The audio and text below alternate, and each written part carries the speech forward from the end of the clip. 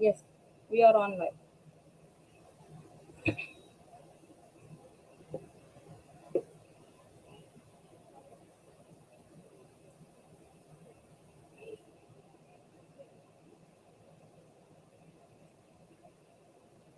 Good morning, all. I find immense pleasure in welcoming you all for a webinar on to commemorate the World Mental Health Day. A webinar on human rights and mental health. As we may all know, the program is organized to commemorate the World Mental Health Day, which is termed this year as Mental Health in an Unequal World. Okay, so we shall start this program with our college song.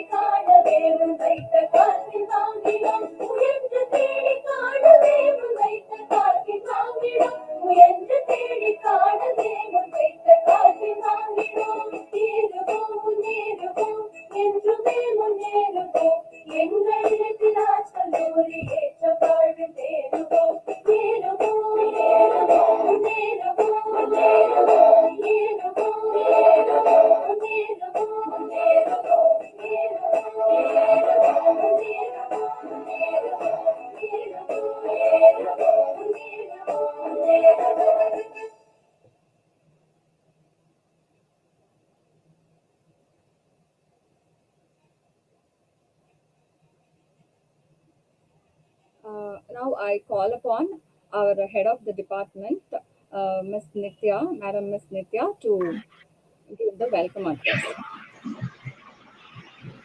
Thank you, Shobha. Good morning to one and all present here. This is a webinar on human rights and mental health organized by the PG Department of Human Rights and Duties Education, Ethiraj College for Women. We are very happy to organize this program to commemorate the World Mental Health Day, which is falling tomorrow, but we are organizing a day prior to it. And this program today is the theme of this program is actually the World Mental Health Day. This year's theme as set by the president of the International Federation of Mental Health, is mental health in an unequal world, which is actually the very apt topic, which is a need of the hour. With regard to the Department of Human Rights, Ethiraj College for Women, I take the pride of telling this is the first college in India to start a full-fledged PG course in human rights and duties education, and only college in Chennai to have a full course, MA course in human rights and duties.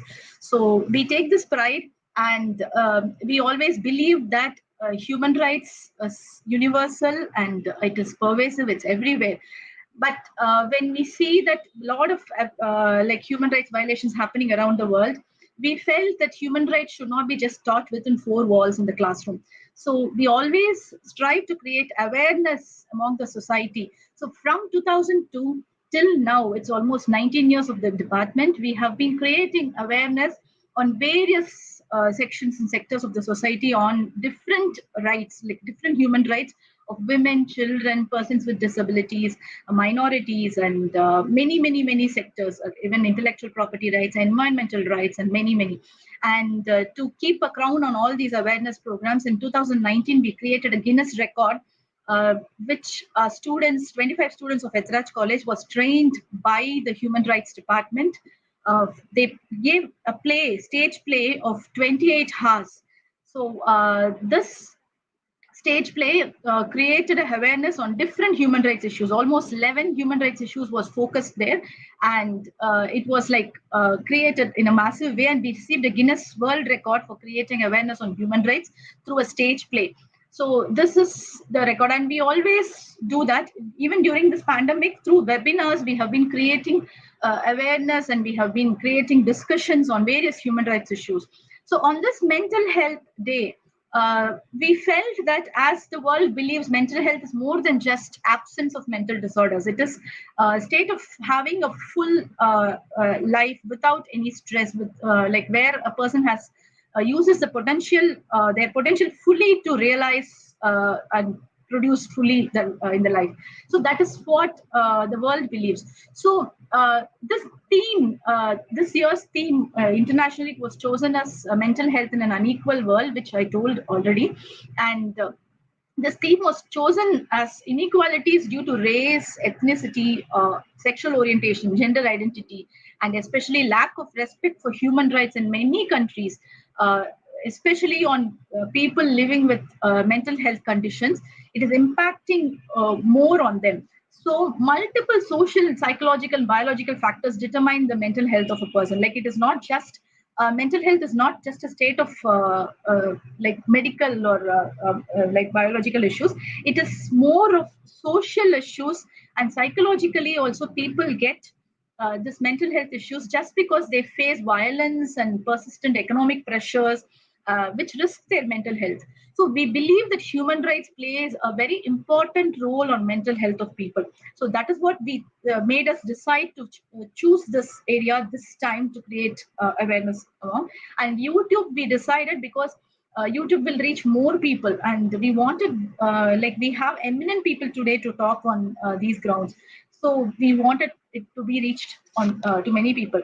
And here, when it comes to health, inequality of health outcomes, we feel inequality especially falls on women who are vulnerable and who are always been like subjected to discrimination, prejudice, violence, abuse, and social exclusion. So which leads to more of mental health issues on women in this today's world, especially during the pandemic. We believe that more of domestic violence and many human rights violations are happening, which are leading to mental health issues on women. And especially in poor countries like developing countries, we see that these issues are more here. And like we had two areas in mind when it came to human rights and mental health. One is violence, abuse, and negligence, which is leading to mental health issues on women. So that is one thing. And secondly, what are all the rights and issues pertaining to people with mental illness? So there are two angles to it. One is like how human rights issues are creating mental health issues. The other part is how mentally ill people face human rights violations. So both the angles we have we have got the best people in the city. Like we have among us Dr. Purna Chandrika, director of Institute of Mental Health, Chennai. She's working as assistant professor in psychiatry. She had worked as assistant professor in psychiatry in Institute of Mental Health and associate professor in the same place. And now she's working as a director of the Institute of Mental Health in Chennai. And she's a teacher for undergraduate and postgraduate students in psychiatry for over 10 years, conducted several symposia, journal clubs, clinical society meetings, guest lectures for undergraduates and postgraduates in psychiatry. And also, like she has given a lot of guest lectures in various conferences in India. And we have great pride to invite welcome Mr. Dr. M. Malayappan. He's professor in psychiatry from Keelpark Medical College. He had earlier worked as professor in psychiatry from Madras Medical College, and he had worked with Rajamutia Medical College, and also he had worked as senior assistant professor of psychiatry in Institute of Mental Health, Chennai. He has 23 years of teaching experience in psychiatry, involved in teaching psychiatry to medical students, nursing students, postgraduate students in psychiatry since 1997. And Sir has given various guest lectures in zonal conferences, state conferences, and published several papers. And presently, the Chief Executive Officer in charge of State Mental Health Authority of Tamil Nadu. So I have great pleasure to welcome these eminent people. We have found the best in the industry because they are right now working with mental health issues, people with mental illness. So very happy. And we have amongst us Dr. Pavitra, Assistant Professor of Ethiraj College, and Dr. Shobha Sharma, Assistant Professor, Human Rights Department, Ethiraj College, and Ms. Shirley Grace Nirmala, Assistant Professor from the same department, Ethiraj College. And we have amongst us a student of second MA Human Rights and Duties Education, Meghala. So I would like to welcome you all. And the people who are watching, I have great pleasure in welcoming you to our program of the PG Department of Human Rights at Ethiraj College. Welcome you all the faculty, students, and even the public from various colleges. Please welcome you all. We're over to the program. Thank you.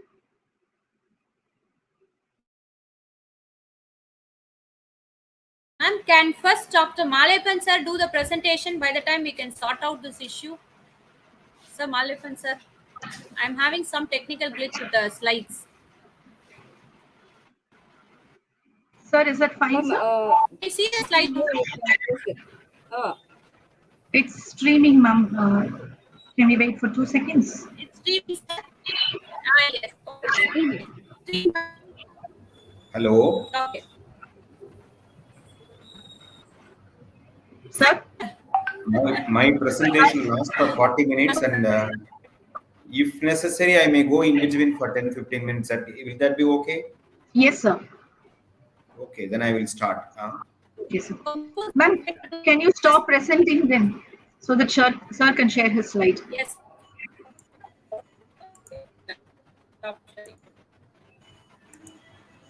Yes, sir. Please go ahead, sir. In between, I may go in for 15 or 20 minutes, madam, for a meeting with the DME, online meeting. I will start now. Okay, sir.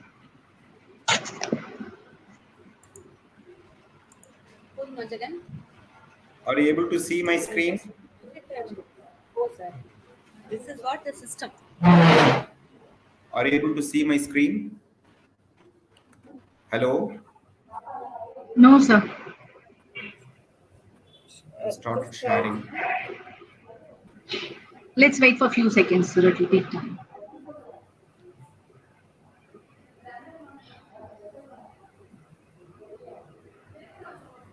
Are you able to see my screen?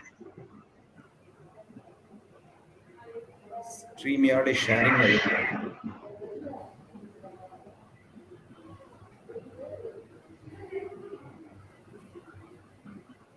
Hello? Yes, sir, but we are not able to see. I'm the one who is adding the presentation, but I'm not able to see your presentation, sir. Shall I send it to you so that you can stream it? Yes, sir. Yes, sir. I'll just. Can you send your email ID? Yes. Ma'am, ma'am, send your email ID to sir. Okay. Or I will send by WhatsApp. Yes, sir. Sir, I posted in the private chat already. Okay. I'm already sharing. Just a minute.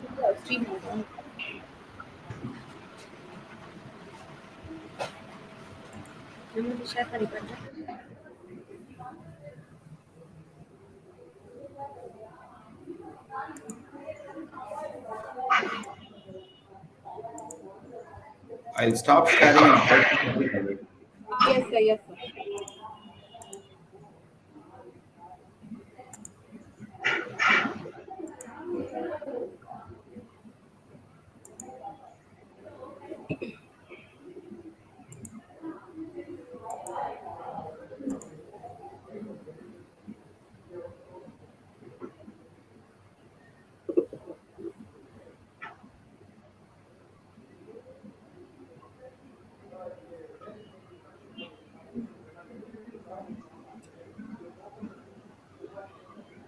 Madam, are you able to see it?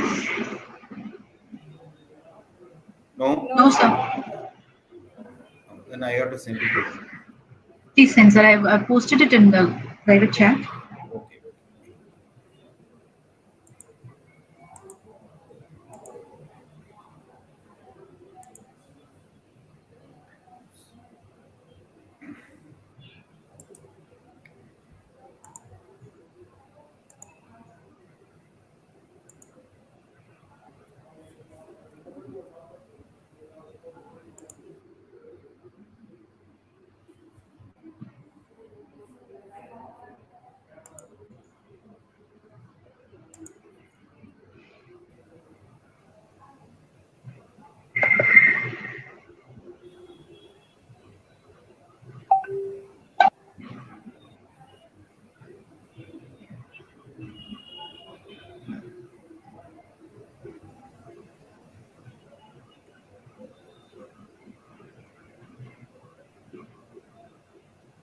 One second. Yes, sir.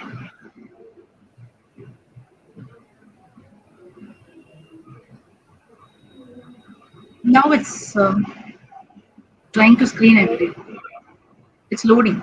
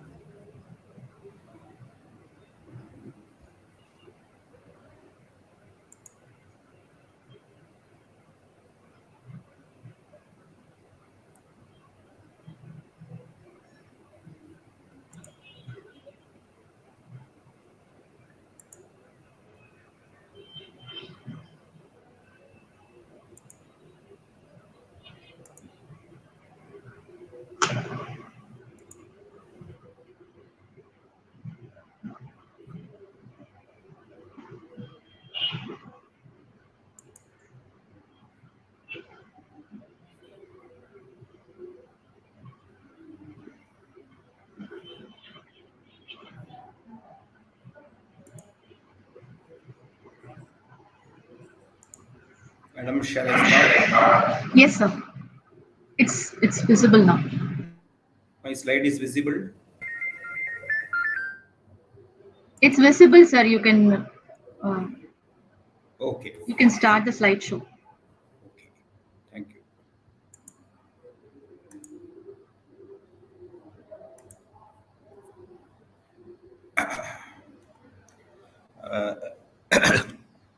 Good morning.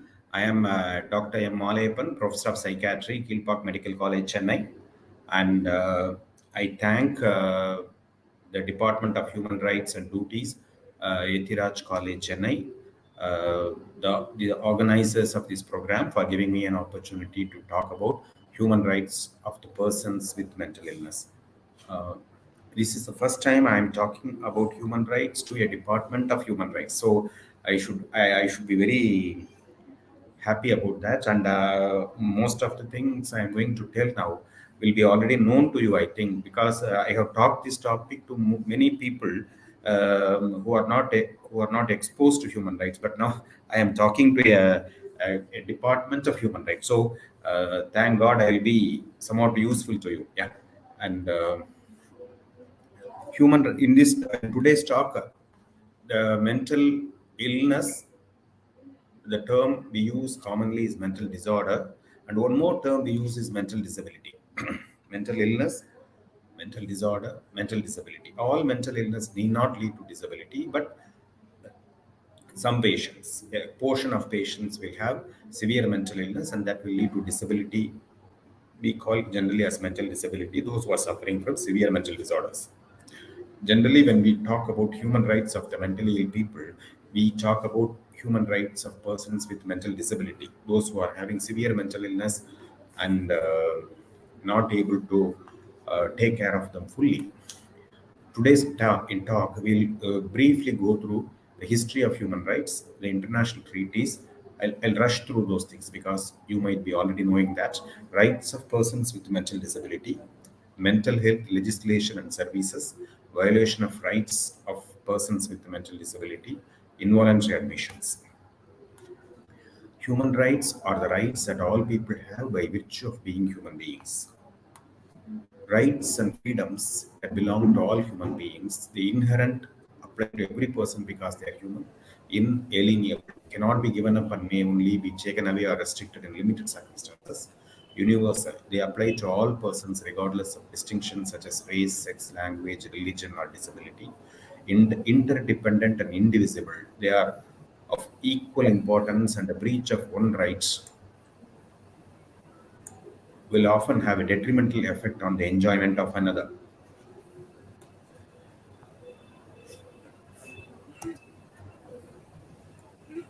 History of human rights,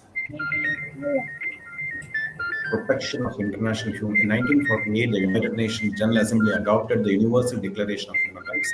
The declaration enumerates civil, political, economic, social, and cultural rights, but the declaration contains no provisions for monitoring or enforcement. 48-0 with the 8 abstentions voted in favor of the Treaty of Universal Declaration of Human Rights.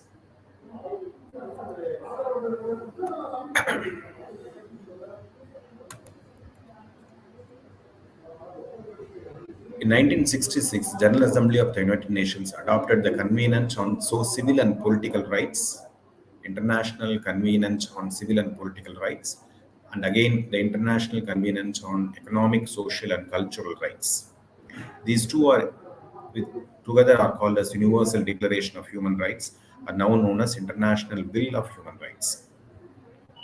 The first line will be the all human beings are born free and equal in dignity and rights. These are the opening words of the Article 1 of Universal Declaration of Human Rights.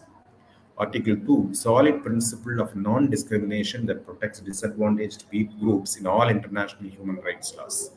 These disadvantaged groups, among the disadvantaged group, mental disability will come the most disadvantaged group among the disadvantaged people.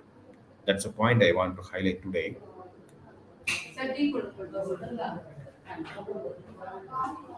These are the brief overview of what are all the human rights for every one of us have: right to health, right to freedom, right of dignity, right of security, right to equal treatment no matter what religion, race, color, or sex, right for fair treatment by the law, right to education, right to live in the spirit of brotherhood, right to marry and have children, right of privacy, right of freedom of religion, right of freedom of speech, right of a fair wage, right to work, right to participate in government, and right to health. These are all the human rights we are talking, and every one of us have these human rights. And the point I'm going to stress today is people with mental disability also have all these rights. General human rights instruments, these economic, social, and cultural rights are promoted by then countries who are supporting United USSR. Civil rights and political rights were supported by countries who were supporting United States. So they have two conventions. One is for economic, social, and cultural rights, and the other one is for civil and political rights. I think USA has not signed this convenant, and China has not signed this convenant. But most of the countries, including India, have signed both these documents. People rights of persons with mental disabilities. People with mental disorders are or can be particularly vulnerable to abuse and violation of rights, and they need special protections. They are most vulnerable population of the in the country who are prone for violation of rights because they cannot ask for themselves, they cannot demand their rights because of the mental disability. So they are most vulnerable and they are subjected to a lot of violations of rights, and so they need special protections. People with mental disorders are sometimes treated as non persons, akin to the way the children or worse animals are treated. They are often considered to lack adult decision making capacity, which results in total disregard for their feelings and human dignity. Many, you might have seen when a person with mental illness in the family, in somebody's family, they will not be considered for in the any decision making process of the family. They will not be asked. They will not be asked about their feelings or ideas or opinion whenever decisions are made. Whenever family implements something, they are not considered as human beings. That is the main thing I want to stress. Persons with the disabilities include those with who have long-term physical, mental, intellectual, or sensory impairments, which, in interaction with various barriers, may hinder their full and effective participation in society on an equal basis with others. This is a description for disability. Rights of persons with disabilities. Persons with disabilities remain amongst the most marginalized in every society. They are generally the last in line to have their human rights respected. Most persons with disabilities resort to the kindness or charity of others.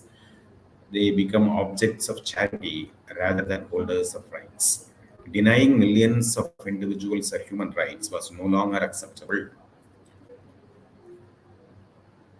Long history of discrimination, exclusion, dehumanization of persons with mental disabilities. Persons with disabilities are still primarily viewed as objects of welfare or medical treatment or charity rather than holders of rights, even today, by majority of the population, I would say.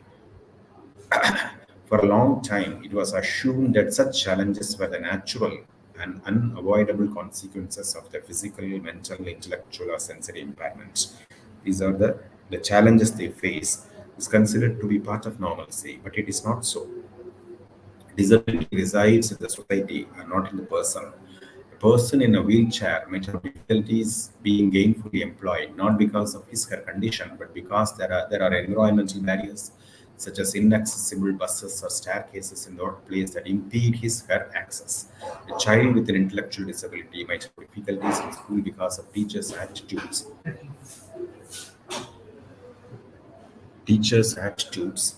uh, towards him her inappropriate curricula and learning materials, inflexible school boards, and parents who are unable to adapt to students with different learning capacities. In a society where corrective lenses are available for a person with extreme myopia, this person would not be considered as having a disability. But someone with the same condition in a society where corrective lenses were not available would be considered as having a disability, especially if the person were unable to perform the task expected of him, her, such as shepherding, sewing, or farming. So, disability resides in the society and not in the person. So the United Nations thought of bringing a convention on the rights of persons with disabilities, popularly known as UNCRPD, United Nations Convention on the Rights of Persons with Disabilities, adopting the convention in the United Nations General Assembly in December 2006. The convention is a complement to the existing international human rights treaties. It is not a new thing. No new right has been included, but it is only the extension of what has been already told in the previous human rights treaties. Civil, political, and social, economical, cultural rights. It does not recognize any new human rights of persons with disabilities, but rather clarifies the obligations and legal duties of states to respect and ensure the equal enjoyment of all human rights by all persons with disabilities, including persons with mental disabilities. The 8 general principles are respect for the inherent dignity, autonomy, including the freedom to make one's own decisions and independence of persons, non-discrimination, full and effective participation and inclusion in the society, respect for difference and acceptance of persons with disabilities as part of human diversity and humanity, equality of opportunity, accessibility, equality between men and women, and respect for the evolving capacities of children with disabilities, for the rights of children with disabilities to preserve their identities. These are the principles of the Convention of UNCRPD. Equality, the explicit rights set out in the convention are equality before the law without discrimination, all disabilities, right to life, liberty, security of the person, equal recognition before the law, and legal capacity, freedom from torture, freedom from exploitation, violence, and abuse, right to respect physical and mental integrity, freedom of movement and nationality, right to live in a community, freedom of expression and opinion, respect for privacy, respect for home and the family, right to education, right to health, right. These are the explicit rights set out in the UNCRPD, United Nations Conventions on the Rights of Persons with Disabilities, right to an adequate standard of living, right to participate in political and public life, right to participate in cultural life. Yes, so they need a supportive environment, housing, rehabilitative services, example, occupational and skill training, employment, non-discrimination and equality, and civil and political rights, right to vote, right to drive, right to access courts. As countries ratify these international treaties, they accept the obligation to protect their citizens through the introduction of national laws and institutions. Government of India has signed the UNCRPD in 2007. So the countries has to adopt legislation and administrative measures to promote human rights of persons with disabilities, adopt legislative and other measures to abolish discrimination, protect and promote the rights of persons with disabilities in all policies and programs, stop any activities that breaches the rights of persons with disabilities, ensure that the public sector respects the rights of persons with disabilities, ensure that the private sector and individuals respect the rights of persons with disabilities, undertake research and development of accessible goods, services, and technology for persons with disabilities and encourage others to undertake such research, provide accessible information about assistive technology to persons with disabilities, promote training on the rights of the convention to professionals and staff who work with persons with disabilities, consult with and involve persons with disabilities in developing and implementing legislation and policies and in decision-making process that concern them. So the persons with disability should be involved in the uh, process of making legislation, policies, everything. Whatever done for the disabled should be involved in the decision-making process. These are the actions to be taken by the countries, states parties in the UNCRPD. Mandatory obligation, those who sign are have the obligation to do this. Mental health legislation, I told you in this one, adopt legislation and administrative measures to promote the human rights of persons with disabilities. So, mental health legislation that protects vulnerable citizens, including people with mental disorders, reflects a society that respects and cares for its people. Progressive legislation can be an effective tool to promote access to mental health care, as well as to promote and protect the rights of persons with mental disorders. Absence of mental health legislation, however, does not in itself guarantee respect and protection of human rights. Ironically, in some countries, particularly where legislation has not been updated for many years, mental health legislation has resulted in the violation rather than the promotion of human rights of persons with mental disorders. This is because much of the mental health legislation initially drafted was aimed at safeguarding members of the public from dangerous patients and isolating them from the public rather than promoting the rights of persons with mental disorders as people and citizens. The previous laws were created to protect the society from the dangerous patients and isolating them from the public rather than promoting the rights of persons with mental disorders. But other legislation permitted some of the legislation permitted long-term custodial care of persons with mental disorders.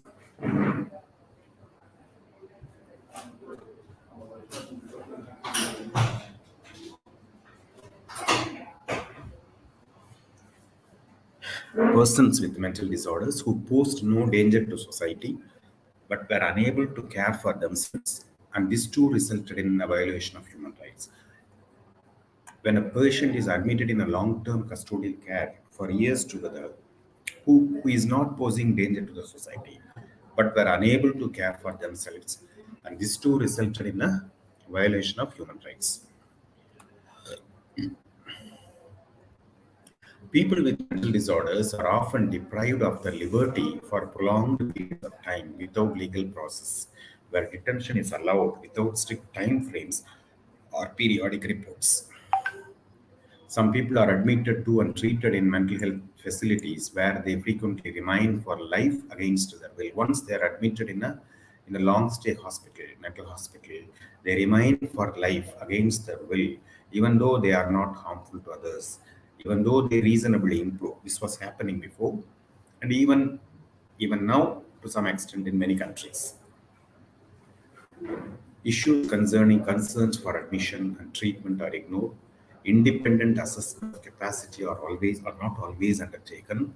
This means that people may be compulsorily kept in institutions despite having the capacity to make decisions regarding their future. So, mental health legislation law should be protecting, promoting, and improving rights through mental health legislation. Fundamental basis for mental health legislation is human rights. This is a foundation on which the mental health law should be based. Violation of basic human rights and freedoms and denial of civil, political, economic, social, and cultural rights to those suffering from mental disorders are a common occurrence around the world, both within the institutions and in the community. Violations happen both inside the institutions and also in the community. Changing the residents from institutions to community alone is not sufficient to ensure that they get the rights. Physical, sexual, and psychological abuse is an everyday experience for many with mental disorders. They are often subjected to forced labor, neglected in harsh institutional environments, deprived of basic health care, exposed to physical abuse and sexual exploitation. Inhuman and degrading treatment. This includes lack of a safe and hygienic environment, lack of adequate food and clothing, lack of adequate heat or warm clothing, lack of adequate healthcare facilities to prevent the spread of contagious diseases. Neglected. They may be neglected. In the month of December, if they are lying on the floor without a blanket or without a shirt, that is uh, that is a human rights violation, is it not? A shortage of staff leading to practices whereby patients are required to perform maintenance labor without pay or in exchange for minor privileges. Systems of restraint that leave a person covered in his or her own urine or feces, unable to stand up or move freely for long periods of time. These are all inhuman and degrading treatment which they undergo even now in many of the countries. I'm saying the state, the society, the law, the judicial system, and the social welfare measures are trying to reduce these inhuman and degrading treatment to a larger extent. But how far it will be implemented, we have to see in the future. On the other hand, there are shortages of hospital beds. The failure to admit people who need inpatient treatment or the premature discharge, which can lead to high readmission rates and sometimes even to death. So, For a person who requires hospitalization, if you don't admit them, that also is a violation of the right to receive treatments. For a person who does not need hospitalization, if you are going to hospitalize, that also is a right to rights violation. We are violating the rights of freedom of movement. So either way, it is a rights violation.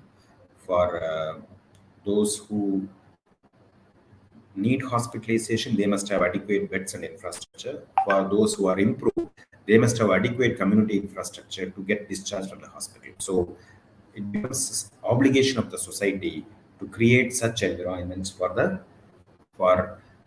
preventing the rights violations. What has to be done? Mental health legislation, which has been done in India. India has brought in a new legislation, mostly covering up all the human rights in the year 2017, Mental Health Care Act 2017. Mental health legislation alone is not sufficient. They have to improve the mental health services. If the legislation alone is there and the services are not provided, then it will be only in the paper. If it has to be implemented in the ground level, services also has to be developed. So both are necessary in a modern law, including the human rights components and mental health services meant to implement the mental health law. That has to be done. So these are the criteria for involuntary hospitalization. Usually, when there is evidence of a mental disorder of a specified severity, there is a serious likelihood of immediate or imminent harm to self or others and/or deterioration in the patient's condition if treatment is not given. Admission includes a therapeutic purpose, and this treatment can be given only by admission to a mental health facility. Criteria for involuntary admission, that is harm to self or others and or a deterioration in the gross neglect of self-care.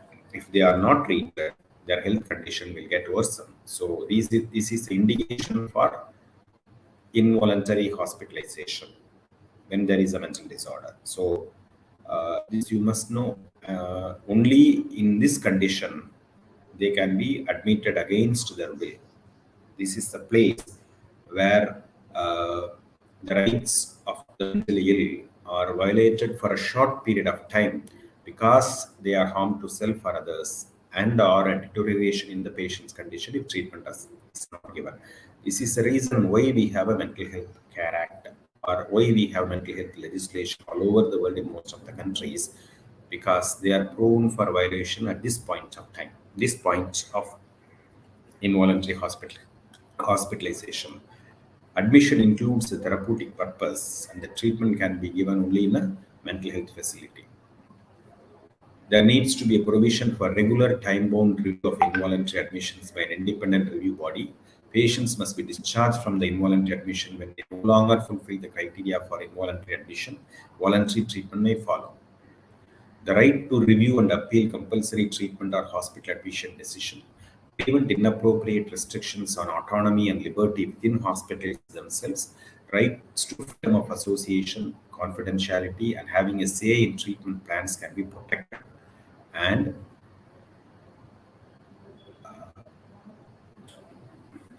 the Mental Health Care Act 2017, UNCR, I told you UNCRPD adopted by the UN in 2006. India has signed and ratified UNCRPD in 2007. Laws should be in harmony with UNCRPD. India notified Mental Health Care Act in 2017. As per Mental Health Care Act 2017, there should be a mental health review board. The members are district judge or an officer of the state judicial services who is qualified to be appointed as a district judge, or a retired district judge who shall be a chairperson of the board, representative of the district collector or district magistrate, or deputy commissioner of the districts in which the board is to be constituted. Two members, of whom one shall be a psychiatrist and the other shall be a medical practitioner. Two members who shall be persons with mental illness or caregivers, or persons representing organizations of persons with mental illness or caregivers, or NGOs working in the field of mental health. This is a board which is going to review the involuntary hospitalizations. The admission made under Section 90 or Section 89 is valid for a particular period of time. Section 89, the admission is valid for 30 days. Under Section 90 of Mental Health Care Act, the admission in the beginning is valid for 90 days. Section 89, 30 days. Section 90, 90 days. These two sections are involved in the involuntary hospitalization of the mentally ill. The admission of a person with mental illness to a mental health establishment under this section beyond the period of 90 days may be extended for a period of 120 days at the first instance and thereafter for a period of 180 days each time after complying. That is, every time they have to get approval from the board. Every time, after 3 months, after 4 months, after 6 months, every 6 months, and then onwards, every 6 months, the admission has to be reviewed by a mental health review board. That is a quasi-judicial review consisting of a judicial officer, a representative of the collector, a psychiatrist, a doctor, and the persons with mental illness or caregivers or organizations or NGOs. So this is a team of 6 people who will go through the involuntary hospitalization and see whether the hospitalization is required or not. If they say the hospitalization is not needed, then the doctor has to discharge the patient. The idea of this periodic review is not to prolong hospitalization beyond the point of need. There must be a periodic legal or quasi-legal review of the admission process so that their human rights can be protected. See, when a person is acted against their will, individuals' right to liberty is compromised. Right to make decisions regarding their own health is considered. Society's obligations to protect persons unable to care for themselves, to protect all persons from harm. These are the two dimensions. So the complex set of variables demands close consideration when developing law and wisdom in its implementation. That is what we are trying by through Mental Health Care Act 2017 in India. Mental Health Care Act 2017 is an ideal law in an ideal society, but does not match with ground reality. In implementation, we are facing a lot of difficulties, and we are trying to overcome each and every difficulty so that the act will be implemented and the rights of the mentally ill will be protected or safeguarded. Depends on the society's attitudes towards mental illness, depends on policy, planning, funding, law, manpower, materials, monitoring, review, and research. Law alone cannot make the change. Let us wait with hope and see how it will be implemented in the near future so that persons with mental illness will be treated with at par with other human beings.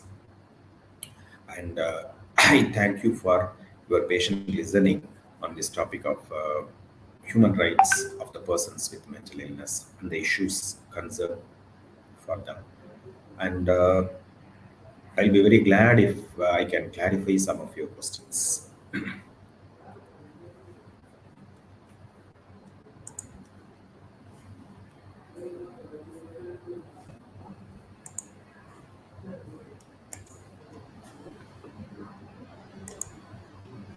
Uh, if you have Hello, questions, you can put it in the finish my chat. presentation.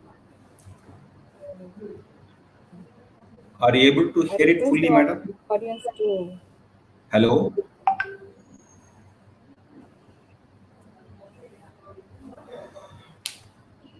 I request the audience to post the questions in the chat box.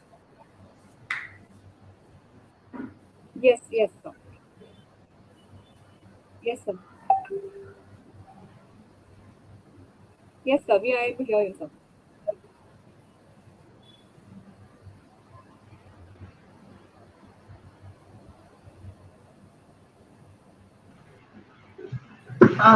Sir, I have a question, sir.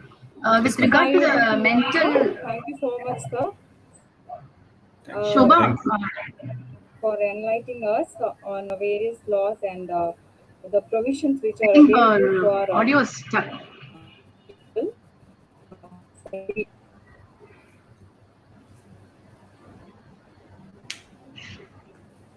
Okay, sir, I have a question, sir. This is regarding the mental health institutions.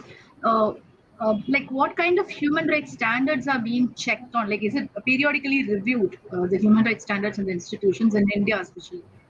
Like, what is your opinion on that, sir? It is funded by government, most government mental institutions, and manned by health departments, and adequate staffs are provided, funding from the state government so that enough number of doctors, nurses, hospital workers, sanitary workers, helpers, pharmacists, lab technicians are all posted, and see that and the rights are reasonably safeguarded. They have adequate space, they have adequate clothing, they have adequate food and water, toilet facilities, living space, um, their cultural needs, their entertainment needs, their occupational needs, the training, all they see that it is being done in the state hospital so that the rights will not be compromised. They try to do that, but there may be deficiencies, and the human National Human Rights Commission is making periodic inquiry. Supreme Court of India is making periodic questions, raising periodic questions, and even sending teams periodically to see that what happens in mental institutions. And social NGOs,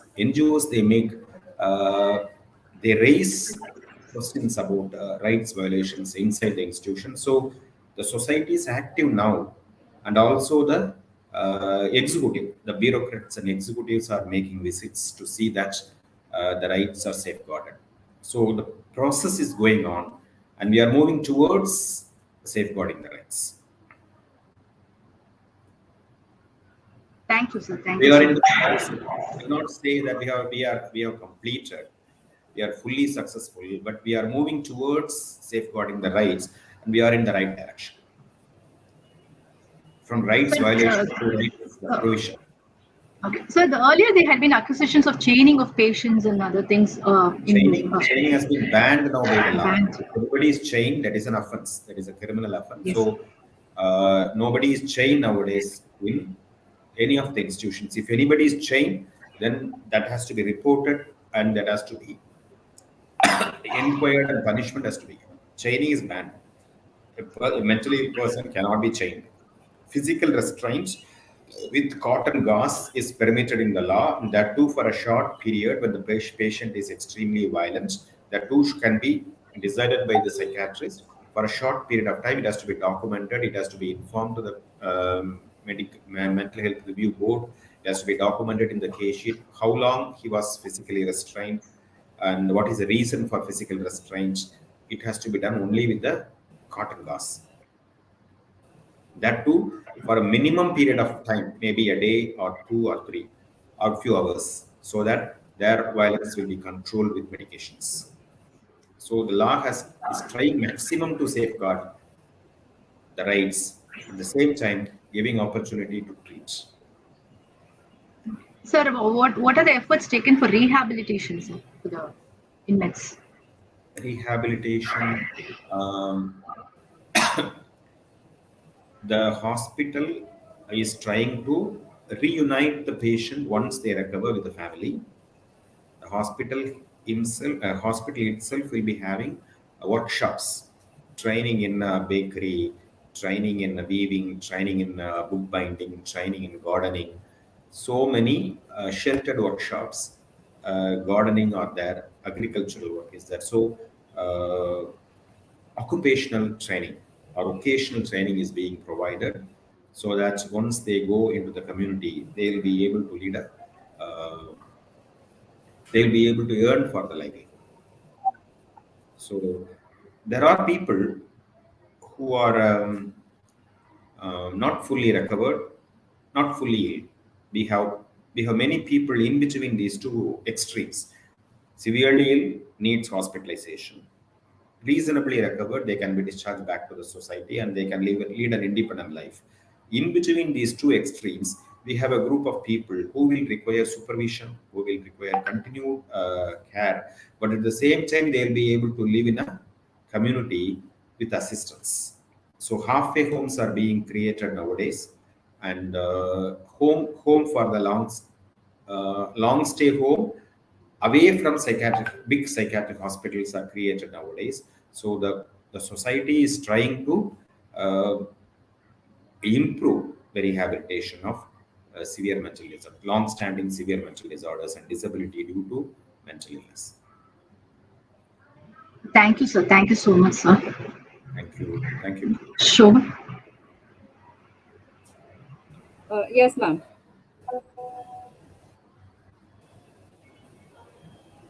Shall I answer this question, madam? Is the existing law sufficient to the rights of mentally in India?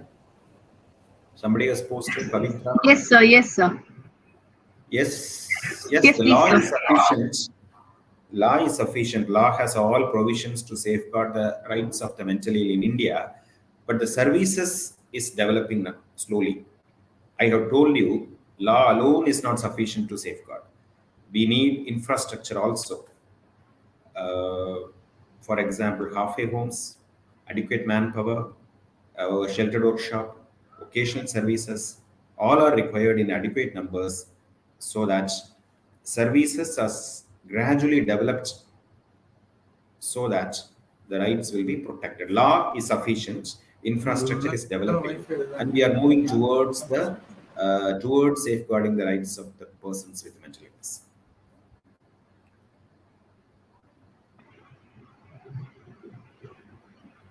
Law is sufficient, infrastructure is developing. That will be my answer.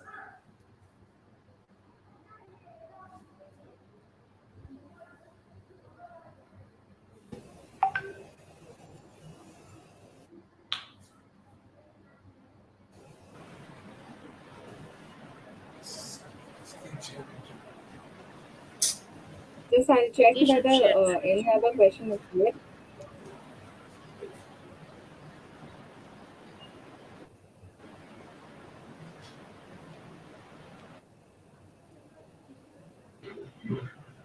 Madam, good morning. Purnashree.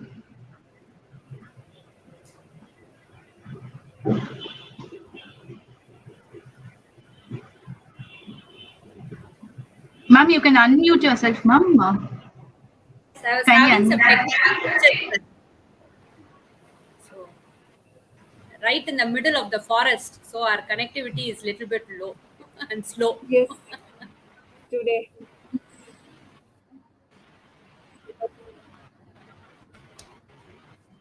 Shall we proceed? So thank you so much, sir. It was very informative, and we are receiving my comments like it's such an in-depth analysis of the issue, and many people are appreciating the effort. So thank you so much, sir. Thanks a lot. The information which you've given is also like very useful, sir, for many people who do not know what are the rights of the mentally ill or persons with mental disabilities. Thank you so much, sir. Thank And you. Thank Shobha. you. Yes, sir. Thank you, sir. Thank you. So much. Shobha, can you Yes, ma'am. proceed?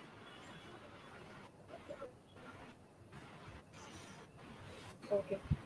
Now I would like to call upon our next speaker of the day, that is Dr. P. Purnima Chandrika, who's a professor cum director, Institute of Mental Health, Chennai.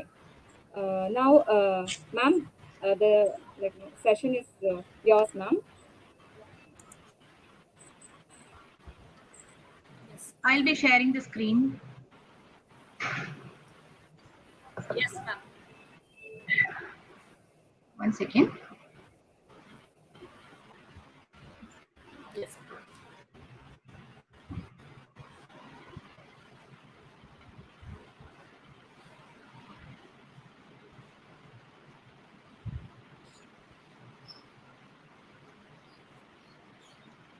Is the screen visible? It's coming. Yes. Yes, ma'am. It's coming in the window. It's not coming full screen.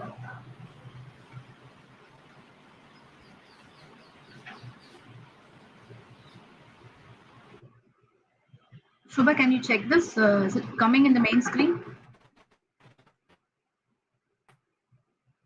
Ma'am, is it okay now, ma'am?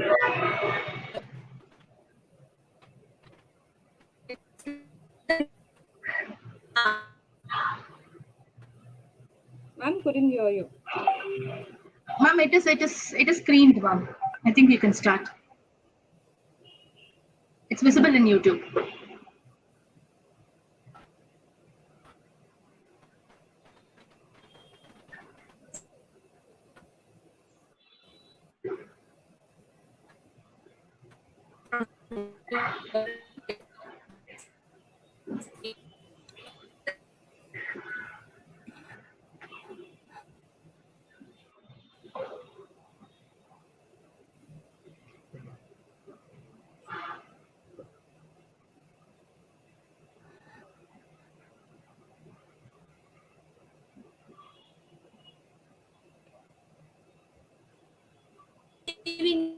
a call from Madam saying that Ethiraj is having a human rights department was a very surprising one and an enlightening one.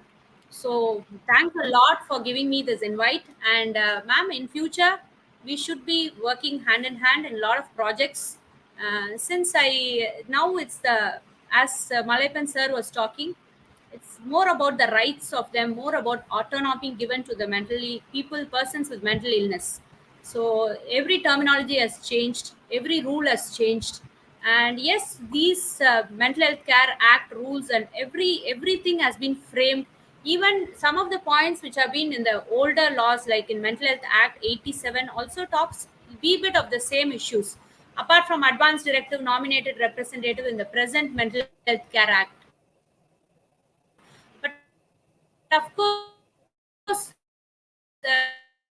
all is we are not very not very fair to and all. And that reflects the theme is Health Day tomorrow. Talks about an unequal world, mental health, an unequal world. Equality should be libels. We are all even brought up nothing. So this is what Sir said. Ideal.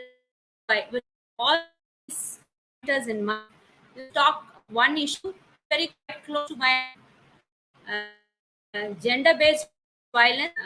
What are the impacts that it is going to cause? It has on our and to talk this it more experience. Then I'll be sharing with you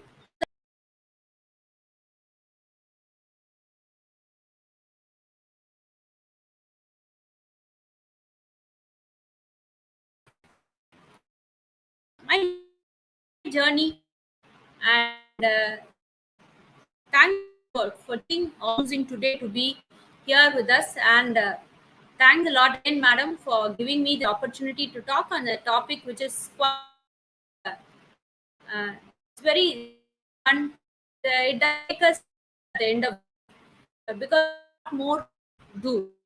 Next,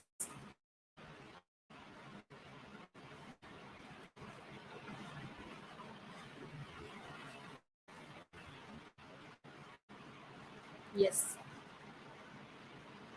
This is what it is. Mental health. This is one nice thing which I came across. Let me also thank my postgraduates who lended some slides, and I had to do a overnight work today morning also. And these slides are for my postgraduate, who says that it needs more sunlight, more candor, and more unshamed connection. So unshamed in the much what we mean is we need to talk more, we need to talk more to. And I'd like to thank again and again for bringing mental health rights and mental health issues to the fore and open now. And as days goes by, when we see more of print and media, we come to know how much important is mental health issues right now. So it is there everywhere. It is there from, it can strike anyone, it can be there for everyone. And for women it is still more. So let us just go through the initial thing of what is health. So this is a WHO definition wherein it talks about physical, mental, and social well-being. So herein says all together is what health is. It is not just either mental health or physical health. If it's health, it also means physical, mental, and social well-being. Next, please.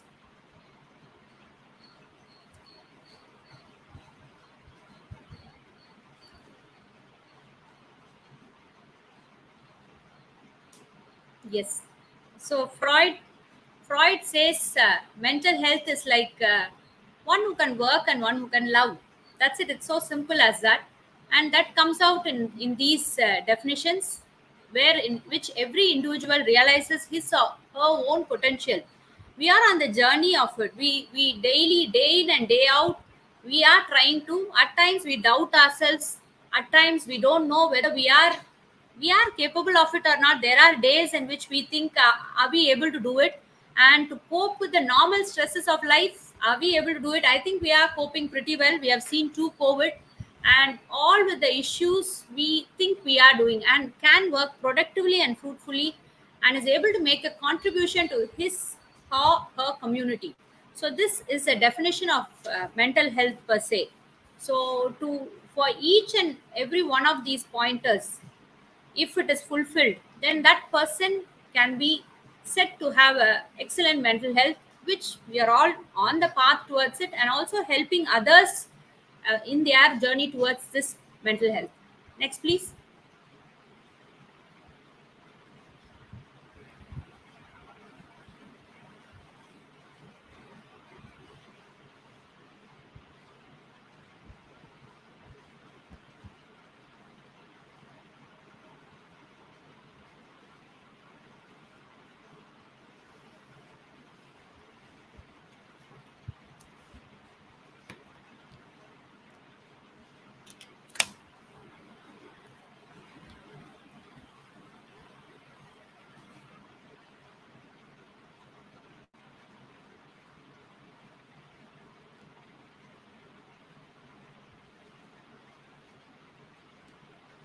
So the theme, as I said, it's mental health in an unequal world.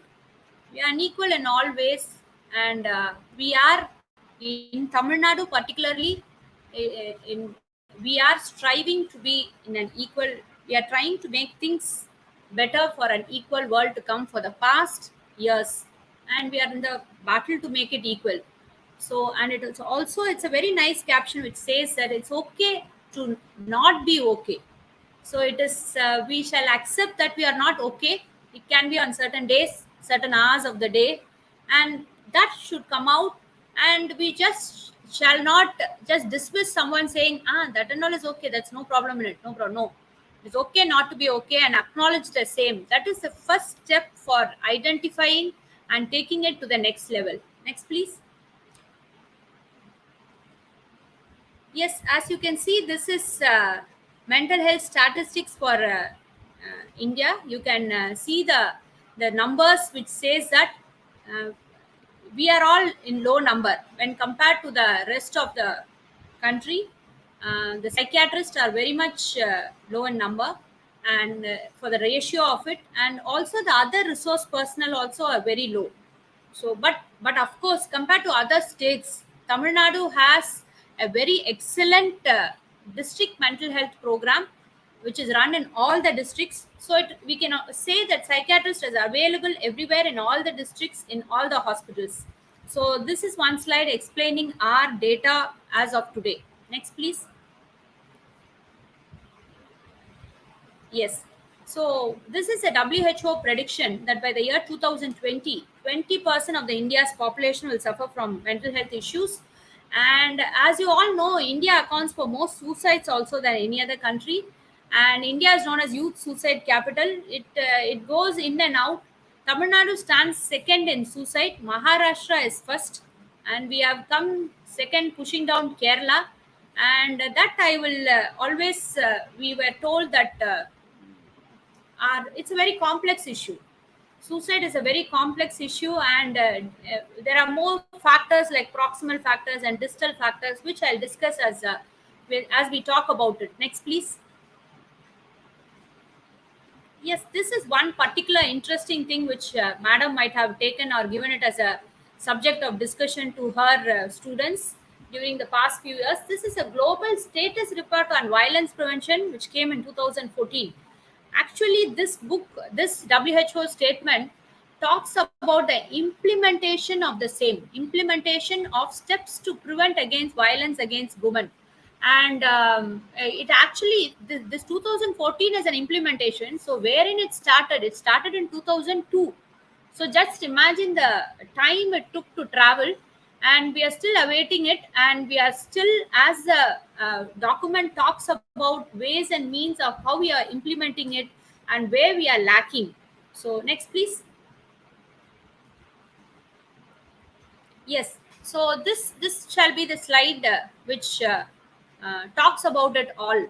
So some days of the when clients walk in and we talk with them, and there is this physical violence by the partner, the intimate partner violence, And not only physical violence, I think most of the time the psychological abuses, the gaslighting phenomenon, everything is included in the definition of violence. And most of us women don't even know that is acknowledged as violence. And if you can see the mental health and behavioral issues that happens, it causes a way lot of problem, right from physical, mental health, behavioral, sexual, and chronic diseases. Whereas in mental health and behavioral, you can name it, everything is there. If you can just see alcohol and drug abuse, the post traumatic stress disorder, the depression, the suicidal ideation, eating disorders, post traumatic stress disorder, suicidal attempts, suicidal thoughts. So you name it, that leads to it. So you might be thinking as to what triggers all this. Why should a woman undergo all this? So as I said, yes, unequal world, we'll find a way. And what are the ways and means? We should first know what are we looking at.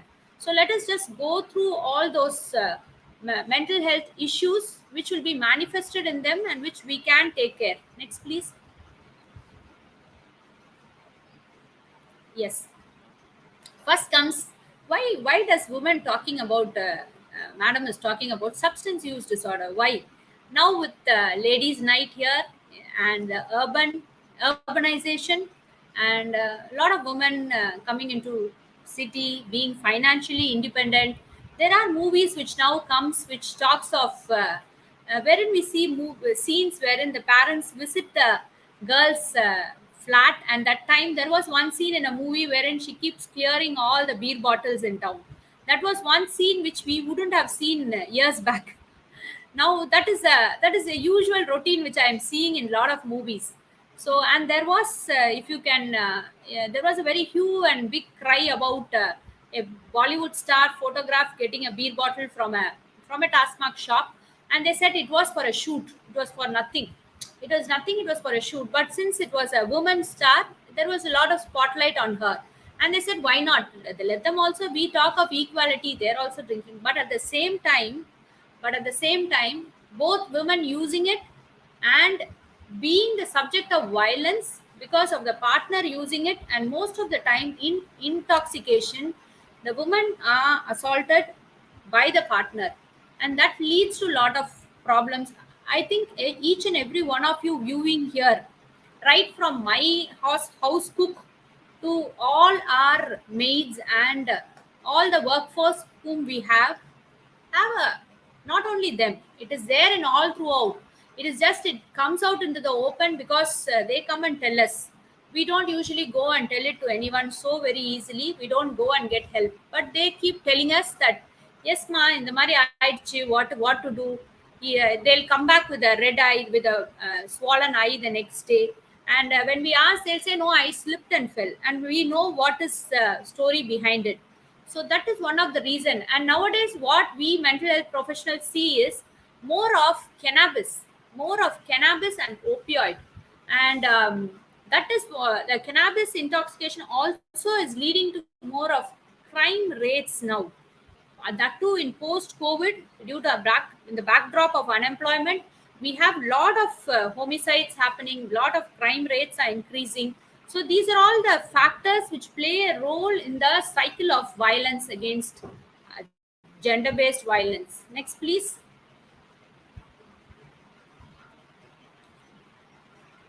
Yes. Now going to domestic violence. So there was this one beautiful article where I read, why doesn't a woman leave her husband? Why doesn't a woman leave her partner? What is this? He is beating her black and blue. He is beating her black and blue. Why doesn't she want to leave? Why is she stick on to it day in and day out? Every night we are hearing the same story. So there have been women sitting in front of me, and I asked them this question: why are you, madam? Why are you going through so much? The husband, in a fit of under intoxication, he used to almost strangle her. But the job which she held was that of a corporate executive, which and she was quite financially independent also. But the point which she said, which all the women, not only here, everywhere else also will be undergoing, is the finances seem to be intertwined. She said, if I leave him now and go, he will take away my part of the, and it is going to be a long court struggle. And then I have my children with me. My children, who will take care of their education if I go keep walking the court now? Because I'm not going to get an immediate relief from this person. So at least let me bear it. Let them finish the schooling. Once they enter college, I will walk out. So there was one tagline which I read somewhere: the fear of living and the fear of leaving. So when the fear of living is more, they leave. When the fear of leaving is more, they live.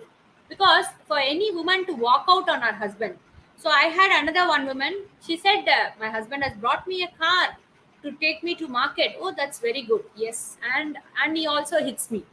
And he also hits me. Not only me, he also hits my pet. Because he doesn't like me, he hits my pet also. So that was the vicious cycle.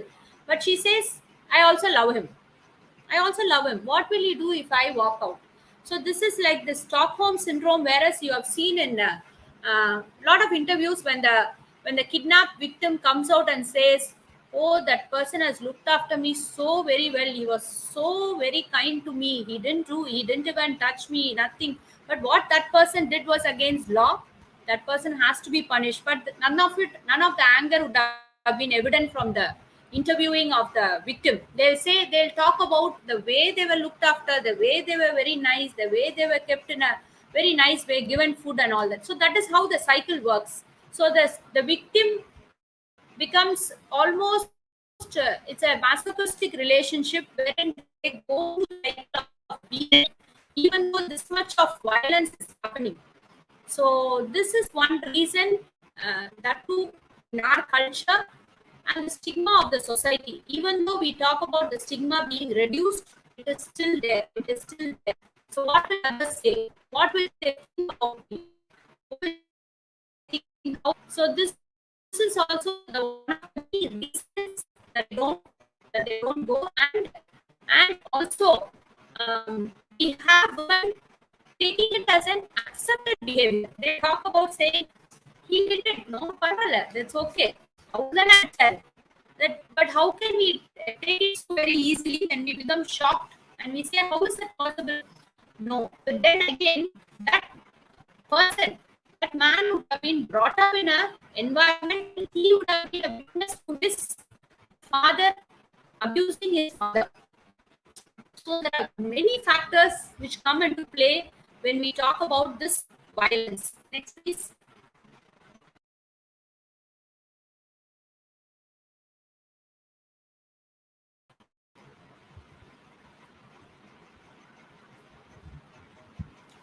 Yes, domestic violence. This is one of the next, please. Yes, ma'am. So this is also the violence culminating in homicide. This is from that WHO 2014 implementation of uh, uh, action against violence, which have taken this statistics. So this has claimed the lives of an estimated 475,000 people worldwide. And they also talk about young people bear the burden of homicide. Of course, in this next, please, these statistics, they have taken into play the gun culture of the Western society, and you can see that the deaths occurred due to firearms 48%. So that is what I get. Whereas here, apart from firearm, assaulting, assaulting and poisoning, and the rest of the factors, one of the senior psychiatrists once told me, so when a woman presents to you with depression, don't ever say that the husband is alcohol, because that would be the reason. That pushes most of them commit suicide within the question of firearms here. Next, please. Next, please. Yes. This is again often at the hands of the partners, and 1 in 2 homicide is due to firearms. In the tabular column also, you can see the younger age group, it's more, 18.2%. Next, please. Yes. Now we'll go into the core mental health issues which are caused by this violence based in women, the mental health issues. So I'm going to touch on suicidal ideations, depression, post-traumatic stress disorder, and then we will end it with the tips on how to improve our mental health. So here starts our videos on how to identify a person with suicidal ideation. So day in and day out, we hear this in the news. We keep seeing it. Even now, there is an ongoing program by the government wherein we are calling up 104 service is calling up all the NEET aspirants and warning them about counseling them. So our culture and suicide goes hand in hand. So slowly we should impart that dying is not the option. So there is one thing which says that dying is not accepted in any religion also, be it Hindu, be it Christian, where it Muslim, it says haram, you can't take your own life. But there are moments when person feels that there's nothing inside, there's no reason, no hope to live for. So what we mental health professionals always insist on saying is that hope hopelessness and loneliness is one warning sign which should let a red light inside you and not let that person walk home. So these are some of the warning signs wherein they talk about their ideations and also doing some giving away the possessions, giving away the pets. And next please. Yes, what do you do when you see a person? This flowchart is actually for a mental health professional, but you also can have a view to it as to what you can ask about them. So then comes the question of can we prevent suicide? They keep dying. What can we do? They keep dying. What can we do? But the WHO talks about a universal prevention, selective suicide prevention programs. It should be targeted at communities, as I am doing this program to you all. It's an awareness program where I am telling you that yes, suicidal persons or persons with suicidal ideation can be identified, and you can talk to them and slowly get them to a mental health professional. Or at least it's at times in impulsive persons where it is an impulse. If you can just talk, because once it was just talk with someone, it is not talking with a mental health professional, you can talk with anyone. So just an help line away, just a phone call away, a friend who is a phone call away, a friend who you can wake up at 2 a.m., 3 a.m. Don't think twice about it, just wake them. So sometimes that helps a lot. And sometimes attending, I have one Prakash Raj in an interview. Actor Prakash Raj said that he received a call from a friend which he didn't pick it up. It was late at night or something. He dozed off. He thought he'll call him back the next day, and the next day he called. The friend had committed suicide. So that is one area wherein we never know who's calling us for help. So always keep at the back of the mind when someone sounds low, they are not their usual self. They keep talking about with no hope for the future, and always make sure that that person, and of course being a mental health professional, there are mental health issues which will lead to suicidal ideation and suicide. And not again at the same time, let me also reiterate again and again and say, not all suicidal persons have mental health issues, and not all mental health issues will lead to suicide. So that is also there. Sometimes during certain periods in life, when too much is happening, when there's some stressful life incident, even if be it a marital thing, be it some job getting loss of job, or a love life is lost, a partner is lost, these are all moments when you feel that a support system is very good. Next please. Yes, this was a survivor. It felt like it was all too much. Then I came across one person who is in my circle. He said now he is married, he has 2 children, but he said, madam, there was one period in time I just walked into the beach. He was an orphan. He was by himself from 12 years. He worked in various tea shops. He worked in various shops. He did daily jobs, daily odd jobs, and was earning. And one day he said, I felt so bad that I just walked into the beach. At that time, someone caught him and they said there is a helpline. There was help available, and he took it. And later, now he's married and he has 2 children, and they are wonderful. And he says, I now know what a mistake I must have done if I had lost my life. Next, please. So there's always hope at the end of the tunnel. So this is a safety or the crisis plan which we should be giving.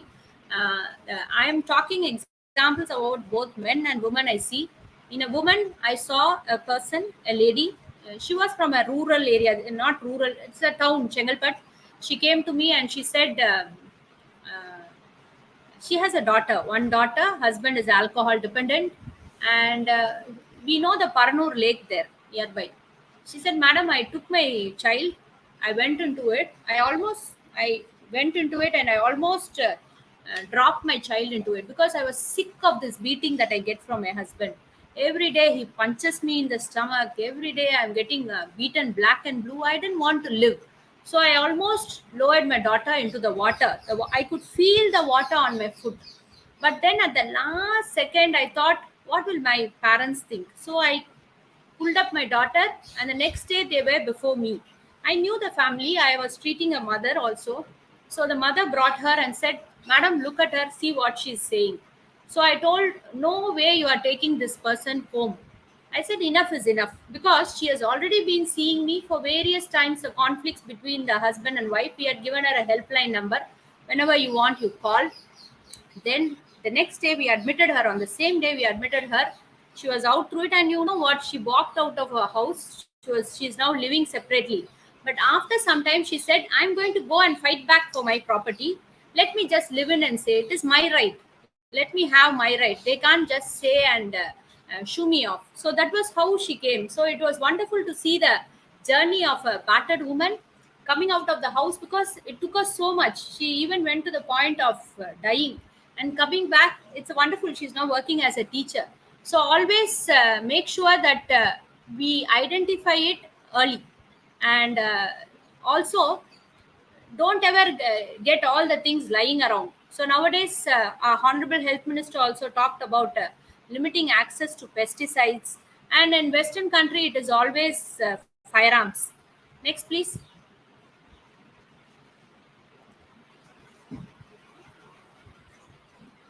Yes, let us always end it in hope, because talking makes us feel so very gloomy. We almost lose it. But no, hope is the best way. And the World Suicide Prevention Day, which fell on September 10th, talks about hope through action. So we are bringing hope through action. So let us all be hopeful that anything in life shall pass, and we will be in a mental health. Then sometime it will be in an equal world. Next, please. Yes. What are the steps to prevent the suicidal thoughts? So we have to treat the underlying source of suicidal thoughts, which is fundamental to the presenting it. See, that lady, that person, that woman who was presenting before me hadn't had any mental health issues till the time she got married, till the time she went through all this abusive and assaultive behavior. And also, getting help in the form of psychotherapy or medication is of utmost importance. Let a friend talk with her. If she is not okay, please bring them. And suicide helplines are always there. So these are the ways and means. So, and always a person who's dying is not going to go and commit suicide just like that. That happens once in a blue moon. So most of the time it will be through talk, it will be through thoughts which comes out, and it will be through some action or the other, like they'll be giving it away, and they'll be talking about us. So what will happen after I am going? You have to be very bold, you have to look after this, you have to look after that. So make sure that it registers, and this is one way in which we are doing it. This gatekeeper, there are a lot of gatekeeper training programs. Train each and everyone in the field, be it the personnel of one stop center, be it the personnel of the police, the panchayat workers, the VHNs, the SHNs. Train everyone. Next, please. Yes. Again, this is one thing that WHO keeps worrying about.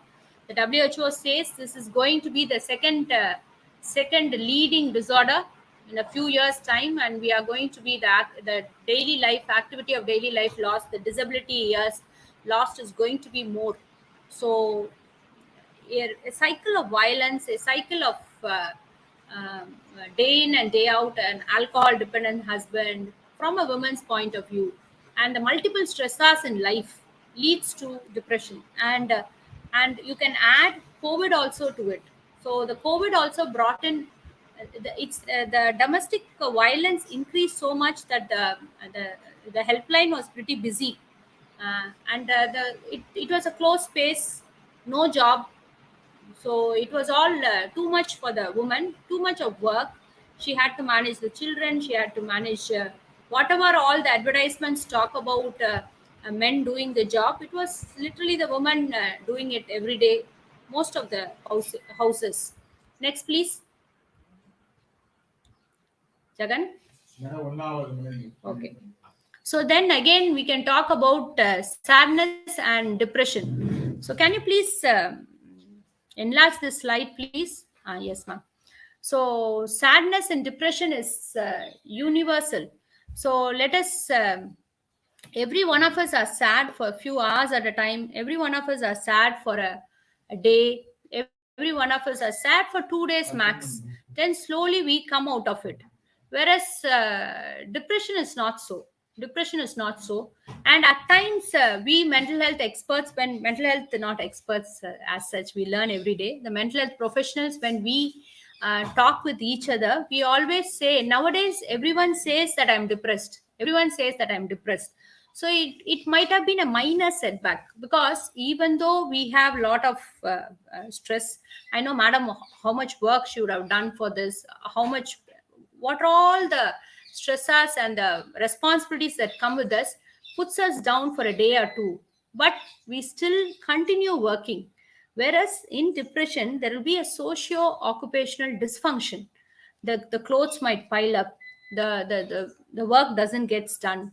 So whatever I might be doing, whatever I might be having pleasure doing, like just gardening or reading a book or watching Netflix nowadays, that itself, if I am unable to do and I lose my sleep, so that's when you have to say it's a depression. Whereas sadness, it's just, it comes and goes. It will be in island, and it will be a temporary, it will be occurring in islands. And sadness can certainly affect every one of us as we go about it, but depression puts us down. Depression puts us down.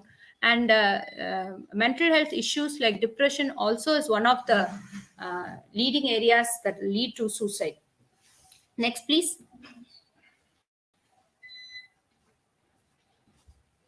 My PWD.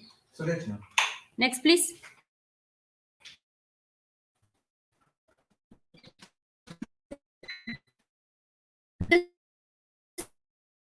Uh, thumbs up. It's emotions. It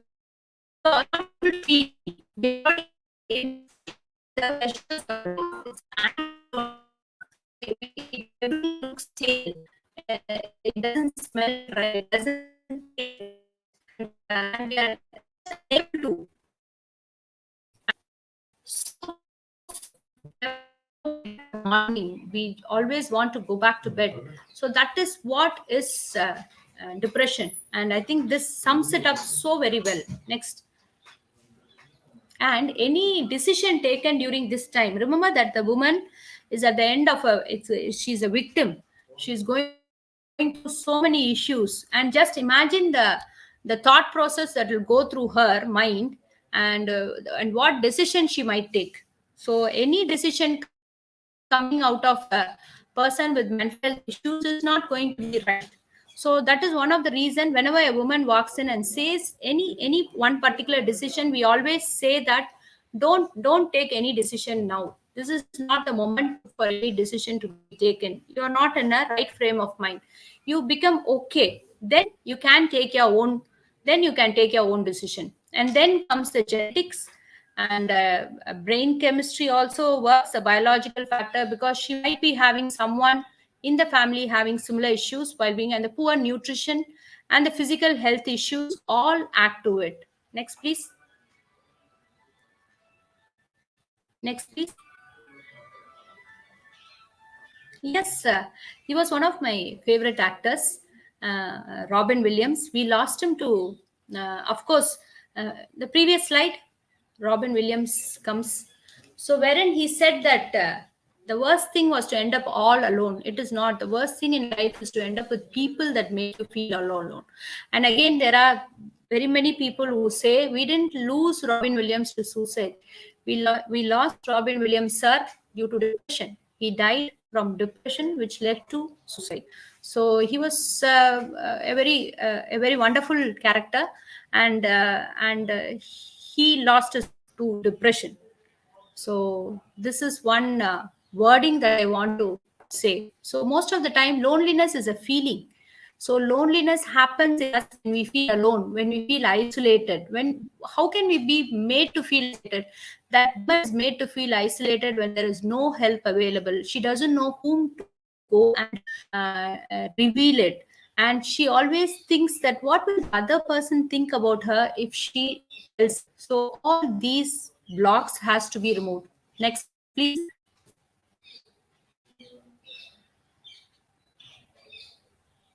Yes. So there comes a prolonged low mood. Again, these are the symptoms and sign of depression, a withdrawal from the regular social interactions, a frequent feelings of fatigue. I've had women who come and tell me, like, who have been excellent cooks. You know, there was one person I remember, I was in Chengalpet. She used to say, Madam, when I wipe this gas stove, I can see my face in the gas stove. So that ever silver one used to shine. But now she says, I lost the interest in even going into the kitchen. So where is the question of me wiping it? So that was how low she was feeling during that particular point of time. And most of the time, the other family members should be supportive of her illness. So but wherein we are talking about gender-based and victims of violence, these women are not going to get any support. They are supposed to get up, go, and do it all over. So then you can imagine the pain and the amount of energy they have to put in. And if they have an depression, so what will be the output? And most I keep reiterating it. At times, women are brought to us only when they don't cook. Till the time they are quiet, till the time they don't communicate, till the time they don't take up the personal care or hygiene, nothing matters. But if you cook, the whole family is affected, and that is the time they are brought to us. Next, please. Next, please. This is one thing I thought. It looks all the whole range of emotions. Yes, I'm also seeing in the side there was this. Will the victim have space to come out and seek an effective redressal for the mental health issues? See, that space is being opened up. That space should be more.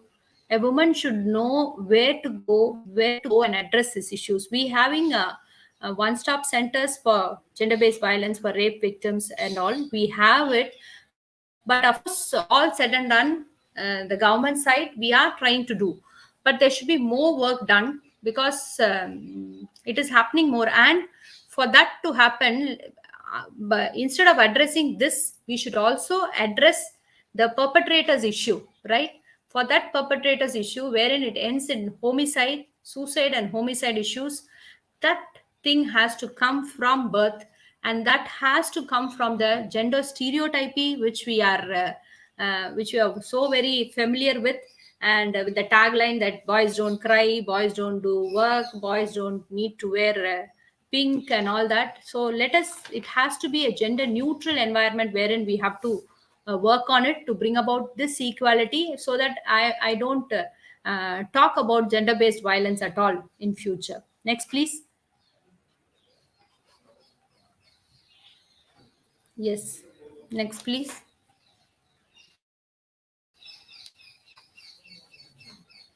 These are all again the symptoms of depression. Next, please. See, being a work, I worked in a primary healthcare center, wherein the crowd will be like 100 to 150 women, but most of the women will come to us with problems like Kai Kal Vali. We call it the KKK syndrome, Kai Kal Vali. It is like the women are unable to tell their pain of what is going through with them. They are unable to tell what their problems are. But instead of that, that is manifested in a way that they come meet us and tell us about the pain in their body. So the few minutes interaction with someone else makes them feel better. So it comes out in various ways. They might have headache, they might have joint pains, they might have problems in the abdomen, like they'll have severe constipation also. It's severe depression. So you name it, they have it. And of course, insomnia also is the most characteristic symptom of depression. Next, please. Yes, this is from this WHO manual on 2014. You can see the prevalence in the all over the world, wherein action has been taken and where it is not so very prevalent. Next, please. Next, please. Yes, this is one important thing that happens in any victim of abuse, be it in a childhood or a rape victim or anyone else who has gone through a major trauma in life. Can you just enlarge it a little bit, ma'am? Whoever is putting it. So I have a friend. She is now in her 30s, and she was abused when as a child, to the extent that she was admitted in hospital. And now in her family, she says no one talks about it. Her parents don't talk about it, and she says that I feel bad. But from the parents' point of view, they might think that she has forgotten since she was a very small child. But she says, I have not forgotten. I have grown up not to trust any male. I have grown up not to trust any male. And she doesn't wear saris. She makes it a point to avoid saris. The thing she told me was, see, when I wear a sari, I'm beautiful. I'm so very nice. I'm so very comfortable and I like myself. But at the same time, I feel I have this thought that I might be unnecessarily touched again or abused again, which I don't want to. So I avoid it, and I gender neutral she dresses, even though she likes it, because that trauma has made her come to this point in her where she is still not trusting anyone. So what would be the symptom and signs is they have pain flashbacks. They have this flashbacks. They might spend night terrors, night dreams, and sometimes to get rid of the pain of it, they might go into substance abuse. And at times they this occurred in this. Uh, just 2 days back, I had one person just at 20s. So that was the second time I'm seeing her, and she told me, "Madam, I don't know whether it was a dream or it happened, but I think I was abused. I think I was abused to the extent, traumatized to the extent that she didn't want to accept the fact. And I don't think it was a false memory, because she wants to say it, she wants to get over with and move on in life. But at the same time, there was a block in her mind which was not making her completely come out. It will take time. I said, let it be, because the thought that it is not reality, it is imaginary, is something okay. Life is okay. Some defense mechanism works. We all have certain defense mechanism when we face stress in life, and whatever defense works is good. So I told her, okay, let it be. It happened or not happened, we are not bothered now. No, we are not bothered. Let us keep it for some other day. Yes, ma'am. Yes, we will discuss it on some other day. But at the end of it, I asked, did it happen once or was it a continuous one? Was it that you went through this often? She said, yes, I think it happened.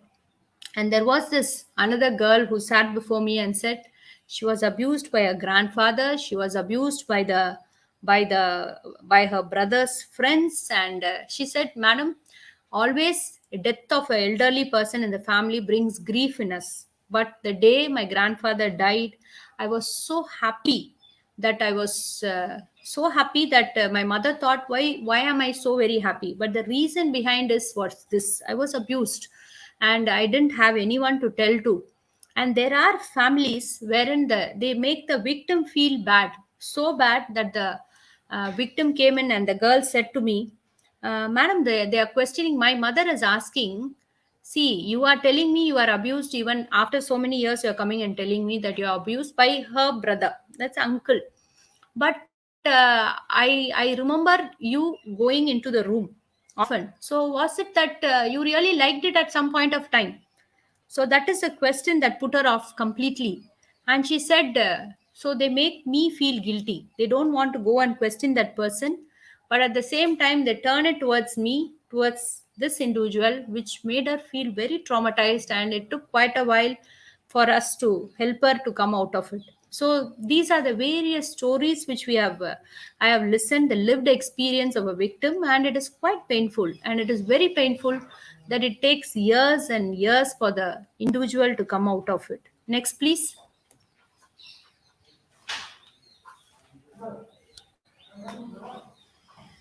Yes, the top reasons men and women suffer PTSD, again, it's rape, sexual molestation, a physical attack, and being threatened with a weapon.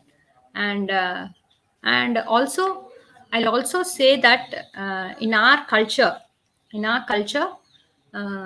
course, PTSD happens even after natural disasters like after tsunami, and in Western side it was after 9/11 attack. There were a lot of insurance claim for PTSD. But let me also say, we as a culture, we are resilient. We bounce back.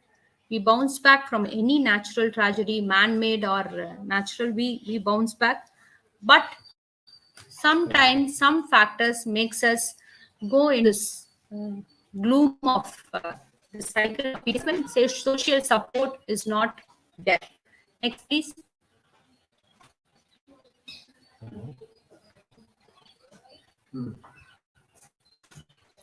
Next, please.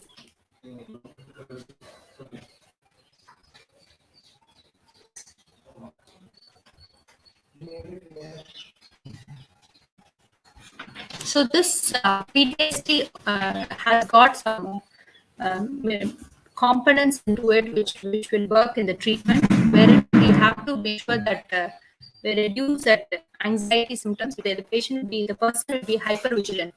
Next, please. We are going towards the fag end of the presentation, wherein I'll end it with let's make it a hopeful one, wherein we can talk about the ways and means by which we can come out of it. Next, please.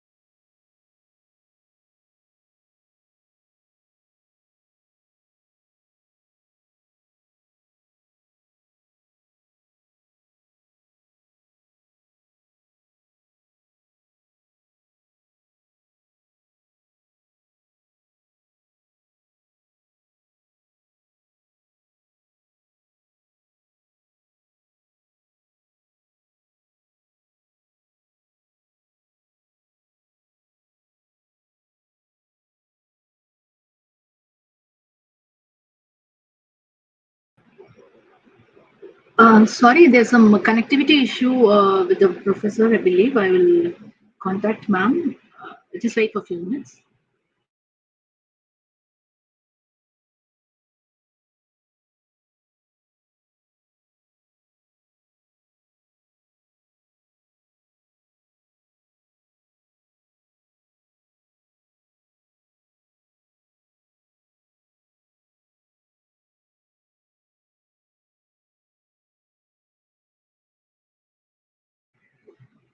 There is a power cut in ma'am's end. She's joining again now. Please wait for a few seconds.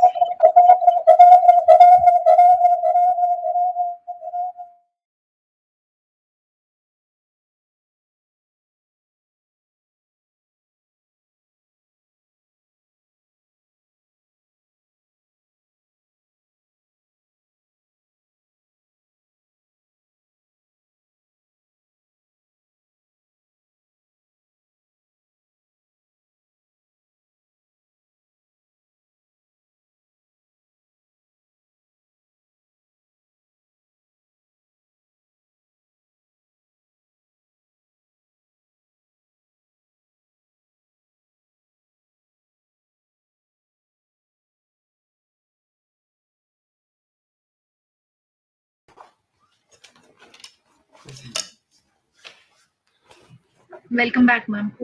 Yeah. Life is life is fair at random. This is what I meant by it. We shall bounce back from all resilience. This is where we have all the resilience, and this is how we bounce back from the setbacks. We are living in an unequal world. Okay. That's true. Ma'am, could you see my yes, presentation? No, Shobha, I don't. can you put my presentation in the front?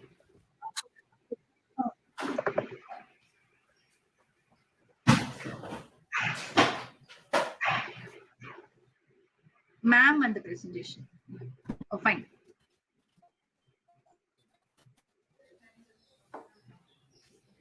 No, we have to go back, I believe.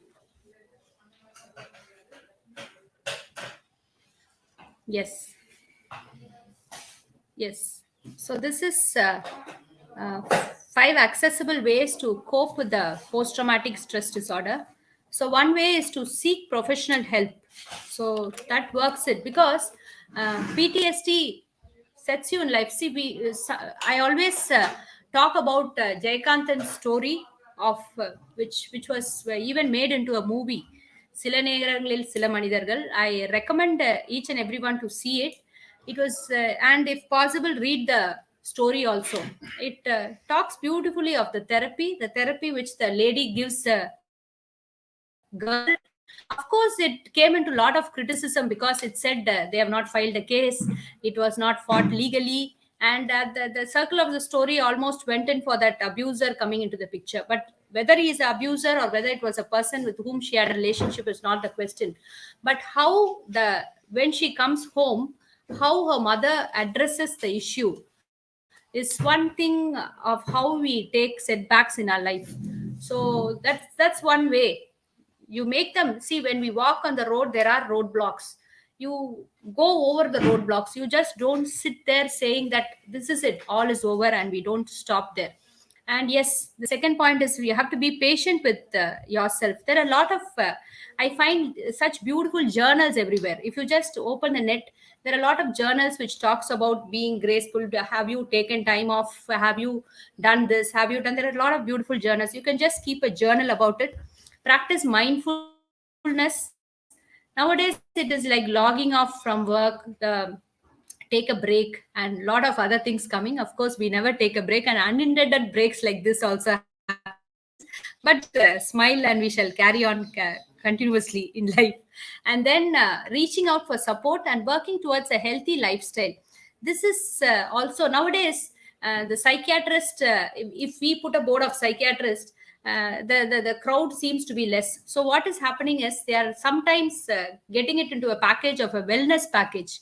If you see this wellness package, there is yoga, there is a psychiatric this thing, and then everything put into it, a physical this thing also, and get moving.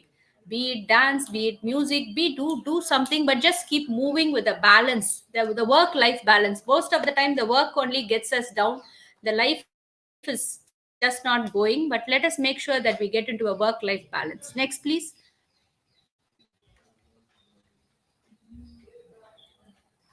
Yes, this is about the recommendation of the 2014 one, the gender-based violence. So it talks about countries are collecting data is very few, and it also says policy-wise most of the countries are still working on it without having that much of data for it.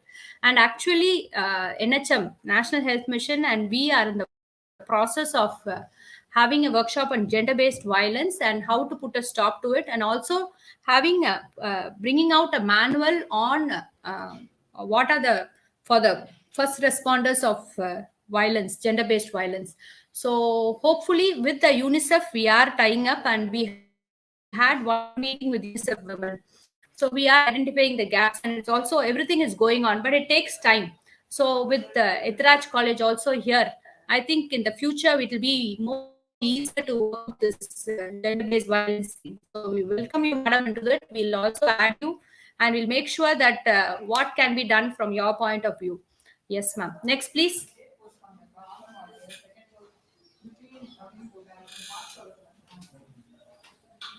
Yes, let us end with the, since it's mental health day, we'll end it with all feel good thing in an unequal world. Talk about your feelings. And yes, talk about your feelings only to the appropriate person. You shall not go and talk about your feelings to the inappropriate person, to your boss or to someone else. And if you want to even switch your boss, something you can do is take your mobile and WhatsApp the boss saying that yes, I'm talking about my feeling and this is how I am. And no, not always, it doesn't work that way. So talk about your feelings in a healthy way. Next. Next, please. Yes, eat well. See, in Tamil Nadu at 4 p.m., if you go out, all the shops offer samosa, tea, chai alone. We have chai king, chai masters, chai wala. We have a lot of chais around. So I think we have to eat, but let us eat healthy also. So and I have seen young people starving themselves. No, that's not good. Next, please.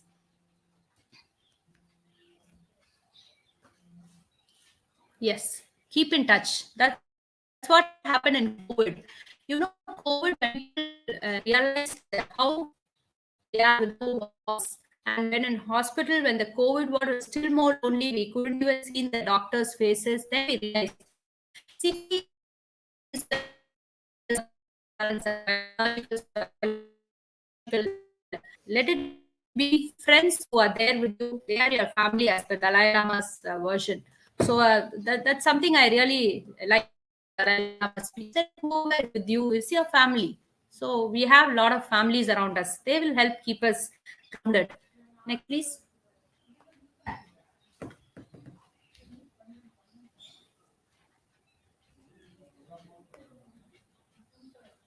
Take a break. Always take a break. It's a 5 minute pass. Just close your eyes. Listen to. That's one quick thing you can do. Just close your eyes. Listen to 5 sounds. Open your eyes. Listen to 5 beautiful things around you, and continue your work. A few minutes is enough to de-stress you. When it rains, just take a look at the rain. Yes. Next, please.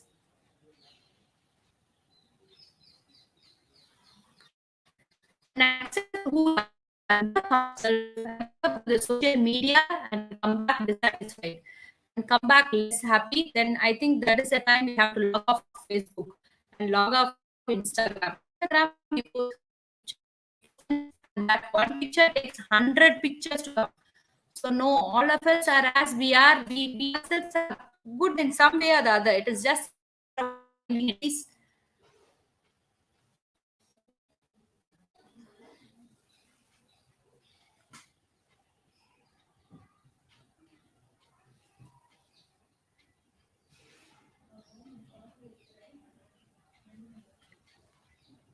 Yes, keep active. So even 5 minutes a day. Just the moment we get up, we always keep planning for that perfect exercise. On Sunday at 7 o'clock, I am going to get up and walk once a week I'm going to do this. That Sunday at 7 a.m. we'll be sleeping.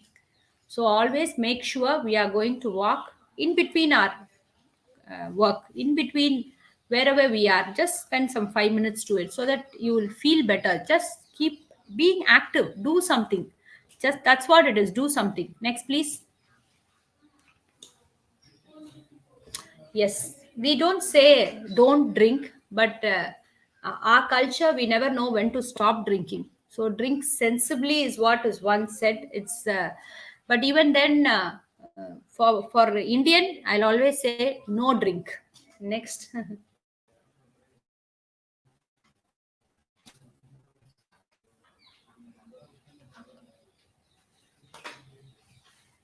And yes, ask for help. I call my friends up when I'm stressed and I'm not stressed. I disturb them. I ask them, why is this day not okay? So it is okay to call, it is okay to talk, it is okay to be not okay. Next.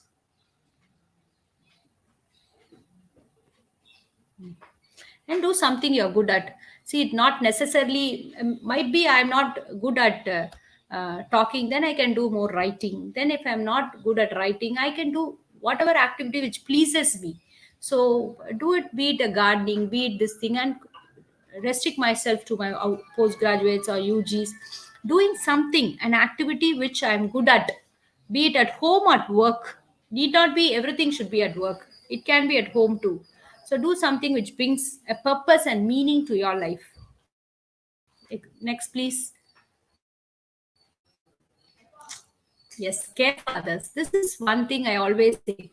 Just look at the person next to you. You need not go and donate for some big organization. Just look at the person next to you and just take a minute to talk with them, care for them, and that's what makes a big difference.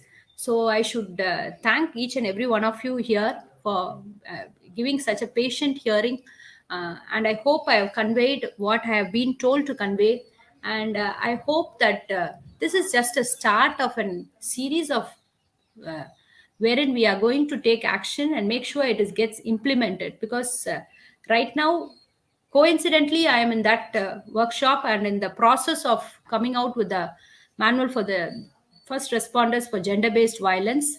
And I really felt glad that madam contacted me and gave me this opportunity. And Dr. Manivelan also is here.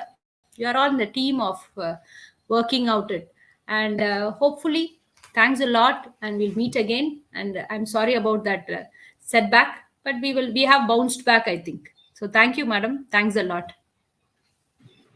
Ma'am, thank you so much. It was such a wonderful, useful presentation. You have covered from the human rights and psychological perspective, like how the mental health has to be dealt with also finally. So it's seriously a very useful presentation. Thank you so much. We're happy that we invited you. And questions, if there are any questions, please, you can post it in the comment box. Yes, ma'am. I am seeing one. You have outlined the various issues and instances of domestic violence and homicides.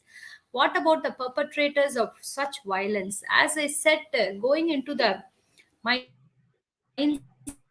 of violence, see, sometimes if a homicide is committed, so it can happen in a fit of anger. That's what you see at the peak of anger. So that anger management issue, then impulse control issues, and then antisocial personality disorders. So these are the people who will be not feeling guilty. So they are capable of homicide. And the way they are brought up, the way they are not, I'm not meaning the family and all, but the mindset with which they have been here, not being told about the gender roles. And if questioned,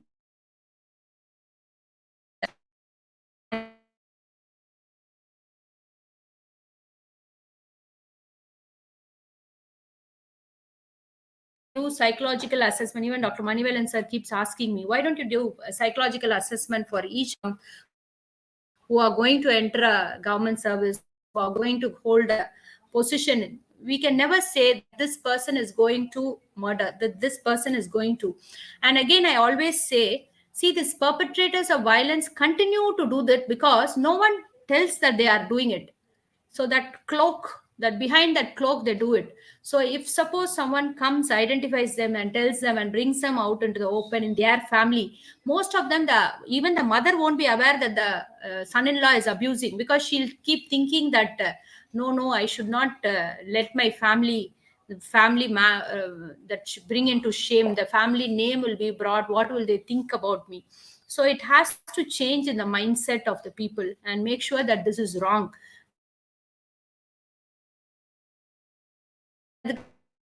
Change. Moment we have to a woman, Periyar did it years back, and after 100 years we are still talking about it. And so if hopefully more Periyars and more of us, it should be here to public about it. Right, ma'am. Right. Rightly said. And there's another question, ma'am. I think the previous question: what are the strategies to use on the perpetrators of the violence itself? Because victims are more often sent back to the house of the perpetrators. And so, if It should be with yes, ma'am. supervision. Yes. It should be with supervision. See, this lady also, she was asked to go back to the husband's house by the judge, because she said, why do you lose your property? You go there and fight it. And that should be done with appropriate support. The daily a social worker should be visiting, that person should be aware that he is under the eyes of the law. But we are all overworked, we are all, lack of resources are here, so we never know what is going to happen. So there is the long way, there's more personnel should be there to supervise and make sure that this does not happen again.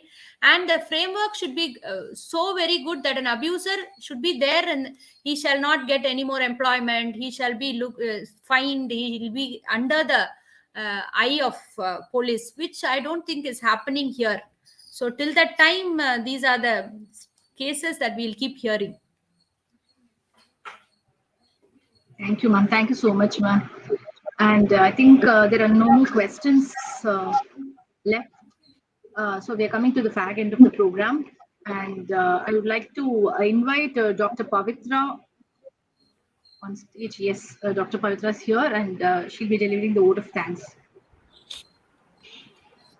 Yes, Nitya, am I audible? Yes, Is ma'am. my voice audible? Yeah, Yes, thank ma'am. you. Yes, ma'am.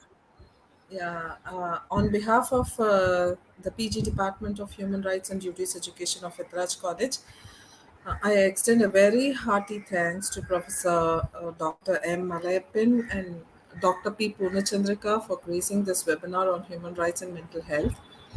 Dr. Malayappan so beautifully described all the international and national legislations. Thank you, sir, for revitalizing our knowledge about the legal instruments, violations, suggestions to improve the conditions of all the mentally unstable persons.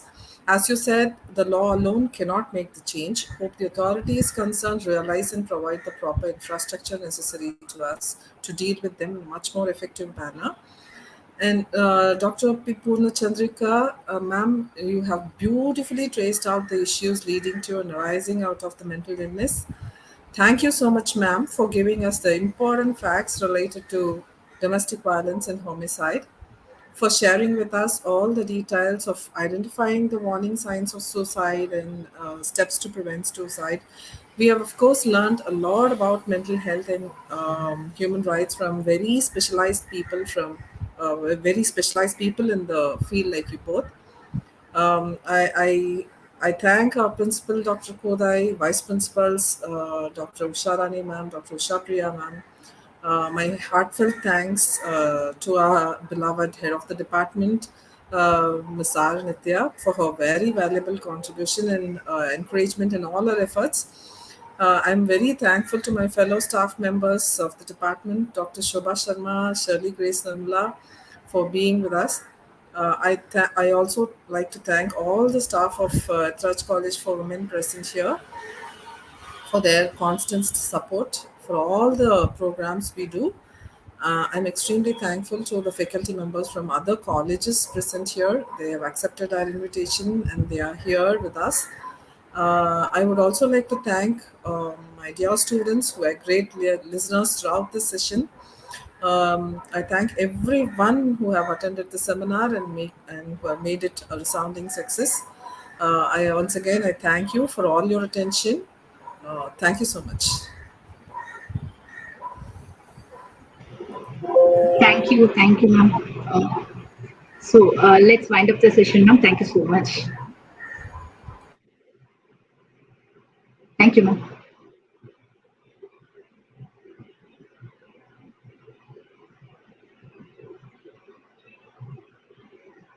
Pavi, I think you can stop streaming.